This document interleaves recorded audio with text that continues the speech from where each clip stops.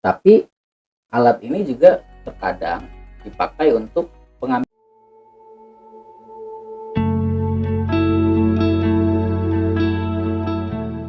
Assalamualaikum warahmatullahi wabarakatuh. Kembali lagi bersama saya Wahyu di channel Berbagi Ilmu. Kali ini kita akan masih membahas mengenai perbetonan ya teman-teman. Tapi beda dengan yang kemarin ya. Kali ini kita akan membahas mengenai macam-macam alat uji tekan beton. Bagi teman-teman yang masih penasaran, teman-teman yang masih kuliah mau belajar apa saja sih alat-alat tes kekuatan beton itu, mungkin teman-teman sudah tahu ya, compressive strength yang biasa digunakan untuk uji laboratorium beton. Tapi ada beberapa alat lain nih yang biasa digunakan di proyek-proyek konstruksi. Yuk kita lihat ke layar monitor. Nah, kita sudah berada di layar monitor nih teman-teman ya. Kita sudah lihat kita sudah tahu bahwa ada alat tes tekan beton yang biasa digunakan di beberapa universitas juga ada ya. Kita kalau ada kuliah tentang tes beton biasanya ada di situ alat untuk tes beton, dan biasanya teman-teman mahasiswa teknik sipil juga melakukan itu. Kali ini ternyata di dalam proyek itu ada banyak loh tes betonnya, alat-alat untuk uji beton. Apa saja? Yuk kita lihat. Yang pertama, nah ini ada alat compressive strength. Jadi beton yang ada di sini yang dites adalah beton yang dites untuk compressive strength di sini adalah beton uji ya teman-teman ya. Jadi ketika beton di dalam sebuah truk mixer yang ready mix itu datang ke proyek, diambil sampel biasanya itu biasanya ada 4 sampel ya teman-teman. Ada 4 sampel silinder yang diambil dari satu truk mixer.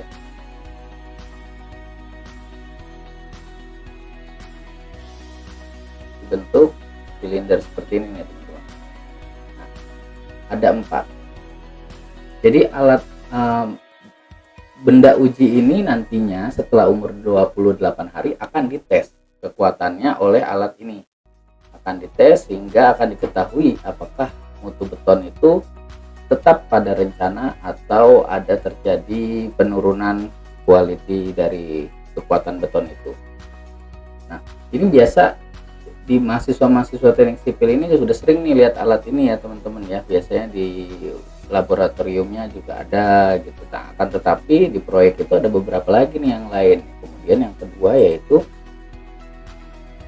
core drill. Nah, alat ini sebenarnya biasa dipakai untuk coring nih teman-teman. Biasanya digunakan untuk coring beton.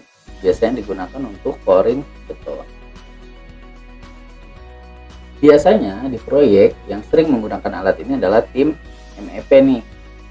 Tim MEP. Kenapa? Jadi ketika di toilet seharusnya untuk pemasangan sparing pipa itu harusnya dilakukan pada saat pengecoran, dipasang sparing pipa agar meminimalisir kebocoran. Akan tetapi dalam pemasangan sparing pipa di toilet itu sangat sulit karena ketika pengecoran struktur itu dengan finishing akan ada miss posisi dari si toilet itu. Daripada terjadi pergeseran sparing, buang-buang, akhirnya tetap dilakukan coring untuk sparing closet maupun floor drain. Tapi alat ini juga terkadang dipakai untuk pengambilan sampel. Jadi ketika di lapangan, misalkan dari sampel yang tadi nih, dari yang pertama, dari hasil sampel benda uji untuk compressive strength itu terjadi penurunan kualitas beton, itu kan baru sampel nih teman-teman. Ketika sampel itu ternyata sampelnya jatuh nih, nilai sampelnya, kita harus ambil sampel yang real di lapangan, yaitu beton aslinya nih kita ambil dengan menggunakan alat core drill ini. Tapi disyaratkan dalam penggunaan core drill ini, apalagi untuk struktur vertikal seperti kolom ataupun core wall, itu tidak boleh besar. Diameter mata bornya ini tidak boleh besar, karena dia tidak boleh memutus besi. Tulangan utama itu tidak boleh terputus, sehingga dalam penggunaan core drill kita membutuhkan alat lain namanya cover meter. Cover meter ini digunakan untuk mendeteksi di mana sih letak-letak tulangan pada kolom. Misalkan di sini ada permukaan kolom ya teman-teman ya. Misalkan di sini ada permukaan kolom, di sini ada besi, di sini ada besi, di sini ada besi. Ada alat namanya cover meter, bentuknya kotak sederhana. Dia akan mendeteksi di mana nih posisi besinya. Kalau ada posisi besi, dia akan ada garis hitam di sini memanjang. Nah, di situ berarti ada besi. Nanti dicoret, biasanya dicoret. Oh, sini ada besi. Kemudian dia bergeser lagi, dicari lagi. Oh, di sini ada lagi nih besi. Nanti dicoret lagi nih, dikasih tanda. Di sini ada besi. Nah, mesin coring harus diambil dari sini, teman-teman. Harus diambil dari tengah-tengah sini. Dia tidak boleh diambil memutus tulangan utama dari si kolom. Itu sangat berbahaya karena dapat mengurangi kekuatan si struktur beton itu sendiri. Lalu diameter coringnya biasanya berapa? Biasanya diameter coring itu ada yang sekitar 10 cm nih tuh, 5 sampai 10 cm ini ada. Jadi kita bisa pakai core drill yang ukurannya sangat kecil, yang paling kecil. Jadi pesannya adalah core drill ini adalah alternatif terakhir untuk kita mencari kekuatan mutu beton itu. Dari sampel yang kita ambil ini kita bisa jadikan sebagai sampel lagi, kita bawa lagi ke laboratorium dan kita tes menggunakan alat compressive strength yang tadi yang pertama. Kemudian alat ketiga yang biasa digunakan di proyek adalah hammer test. Jadi alat yang ketiga ini adalah hammer test. Mekanisme kerja alat hammer test ini adalah dia melontarkan pemukul atau hammer yang ada pada alat tersebut. Jadi hammer ini akan dilontarkan nih, akan dilempar ke sini. Kemudian hammer dilepaskan oleh pegas yang memiliki kekuatan pegas tertentu, sehingga dia akan menghasilkan nilai-nilai tertentu nih. Nah, dari nilai inilah yang kita baca, kemudian kita cocokkan dengan grafik yang ada. Jadi alat hammer test ini adalah salah satu alat yang pengganti dari core drill. Jadi lebih aman karena tidak merusak dari kekuatan struktur bangunan itu. Kurang lebih alatnya seperti ini ya teman-teman ya. Jadi skalanya itu nanti bisa dilihat di sini. Dari bagian-bagian hammer test itu seperti ini. Kalau kita buka dalamnya, kurang lebih bagian hammer test adalah jadi pertama, instrumen ready for test, yaitu ketika pelangernya ini panjang, kemudian kita tekan nih, bodinya ini kita tekan ke dalam. Di sini biasanya ada tombol nih teman-teman. Ini ada tombol ketika si pelangernya sudah masuk ke dalam bodi, tombol ini dipencet dan hammer ini akan terlontar, bahasanya kan dilontarkan dan dia akan memantul, sehingga titik ini nih, skala ini nih akan bergerak sesuai dengan kekuatan si beton itu. Jadi ketika sudah gelombangnya sudah masuk dan sudah ketemu yang keras, dia akan balik arah dan akan akan mantul lagi nih, akan menunjukkan skala tertentu. Dari situ kita akan lihat grafik dan kita akan hitung sesuai dengan standar dan kita akan ketemu berapa sih mutu beton yang ada di situ.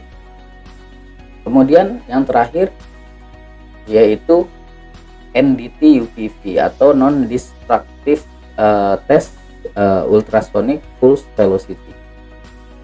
Jadi alat ini memancarkan gelombang ultrasonik dan kita mengukur kecepatan gelombang tersebut.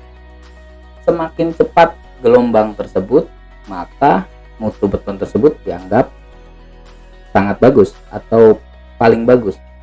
Jadi dia memiliki dua alat utama, yaitu transmitter dan receiver. Nah ini alatnya nih, ada transmitter, ada receiver di ujungnya ya, di baliknya. Jadi dia di sini ada beberapa metode pengetesan, ada direct transmission, ada semi direct transmission, dan ada indirect or surface transmission.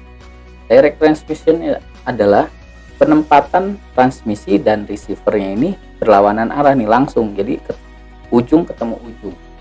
Nah, dia si transmitter akan melontarkan atau mengeluarkan ultrasonik dan akan diterima oleh si receiver. Alat ini akan membaca kecepatannya nih, kecepatan si transmitter itu sampai ketemu si receiver itu berapa sih gitu. Nah, jadi ini seperti ini. Dan ada lagi yang semi direct nih. Semi direct itu seperti ini. Semi direct itu seperti ini. Dari samping ketemu samping. Biasanya ini digunakan ketika beton ini sangat panjang. Beton ini sangat panjang. Karena kabelnya tidak mampu, ya sudah. Kita ceknya nggak usah sampai ujung ketemu ujung, tapi samping sini ketemu samping sini saja. Itu sudah cukup. Ada lagi yang indirect. Biasanya indirect ini untuk plat nih, teman-teman. Ini untuk plat kan panjang. Dia tidak bisa nih atas bawah, nggak bisa. Yang mau kita cek ini atas bawah nggak bisa, ya udah jadi atasnya aja atau bawahnya saja. Dia akan memberikan ultrasonik lagi. Lalu berapa sih kriteria beton itu dikatakan baik atau tidak baik? Kurang lebih seperti ini. Jika parameter yang dikeluarkan oleh mesin tersebut lebih dari 4 km per sekon atau 4000 meter per sekon, itu dikatakan kualitas beton tersebut masih bagus. Dalam arti dia tidak ada kropos di dalamnya, tidak ada retak di dalamnya. Nah, kalau masih 3,5 sampai 4 km per sekon, itu dikatakan baik. Masih belum sangat baik, masih ada sedikit mungkin kropos-kropos kecil atau rongga-rongga udara. Biasanya untuk mencapai di atas 4000 ini memang sangat susah. Jadi jarang sekali kejadian bisa bagus banget gitu, jarang. Tapi tidak masalah, karena yang dikatakan baik itu dari 3,5 sampai 4000.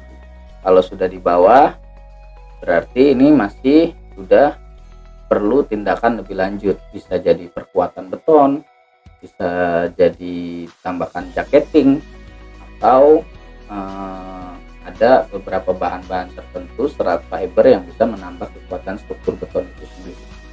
Nah, mungkin cukup sekian dari saya. Jika teman-teman ada yang ingin ditanyakan, kita tulis di kolom komentar, kita akan sama-sama diskusi bersama. Terima kasih sudah menonton. Assalamualaikum warahmatullahi wabarakatuh.